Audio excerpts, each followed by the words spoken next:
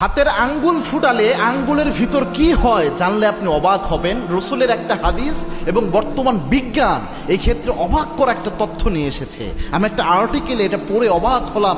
1450 বছর আগে আল্লাহর হাবিব জনাবে মুহাম্মদ রাসূলুল্লাহ সাল্লাল্লাহু আলাইহি ওয়াসাল্লাম কত চমৎকারভাবে তিনি এই বিষয়টা তুলে ধরেছেন, যেটা বর্তমান বিজ্ঞান বলছে। দেখবেন অনেকে রয়েছে যে কোনো সময় বসে বসে হাতের আঙ্গুল ফুটায়, নিজের আঙ্গুল তো ফুটাই, আরেকজনের সাথে মুসাফাহা করলে তার আঙ্গুল ধরে ফুটাইয়া দেয়, এরকম অনেকের অভ্যাস রয়েছে। রাসূল সাল্লাল্লাহু আলাইহি ওয়াসাল্লামের জামানায় একটা হাদিস এখানে আপনি দেখেন, আল্লাহর হাবিব সাল্লাল্লাহু আলাইহি ওয়াসাল্লামের সময় একজন ব্যক্তি, ইবনে মাজাহ শরীফের 750 নম্বর হাদিস, আল্লাহর হাবিব সাল্লাল্লাহু আলাইহি ওয়াসাল্লাম লক্ষ্য করলেন একজন সাহাবী তিনি নামাজ পড়ছিলেন।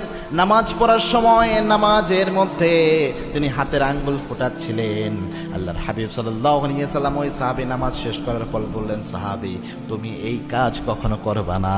আরেকজন সাহাবীকে আল্লাহর হাবিব সাল্লাল্লাহু আলাইহি ওয়াসাল্লাম নামাজের বাহিরেও হাতের আঙ্গুল ফোটাতে দেখে এরকম বর্ণনা পাওয়া যায় যে তিনি একটু নিরুৎসাহিত করেছেন। তার মানে এই বর্ণনাগুলো যদি, এই ইঙ্গিতগুলো যদি আপনি নিয়ে আসেন হাদিস থেকে আর মেডিকেল সায়েন্স যদি মিলান, আজকের বিজ্ঞান প্রমাণ করেছে যে যারা হাতের আঙ্গুল ফোটায়, বিজ্ঞান বলছে এই হাতের আঙ্গুলের ভিতরে আপনার সিনোভিয়াল তরলের মাঝে এক ধরনের গ্যাস তৈরি হয়। হাতের আঙ্গুলের করগুলা যে রয়েছে এক ধরনের গ্যাস তৈরি হয়। আপনি যখন আঙ্গুল ফুটান ওই গ্যাস থেকেই একটা শব্দ তৈরি হয়, এবং এটার কারণে যেটা হয় যারা বারবার সব সময় হাতের আঙ্গুল ফুটায়, বিজ্ঞান বলছে তাদের যে হাতের লিগামেন্ট রয়েছে এই লিগামেন্ট ঢিলা হয়ে যায়।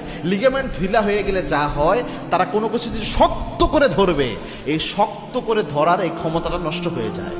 এটা মারাত্মক একটা বিষয়। এই জন্যে খুব গুরুত্বের সাথে এই বিষয়টা দেখার চেষ্টা করবেন। আপনারা নামাজের মধ্যে অনেকে হাতের আঙ্গুল ফুটান, সব সময় ফুটান।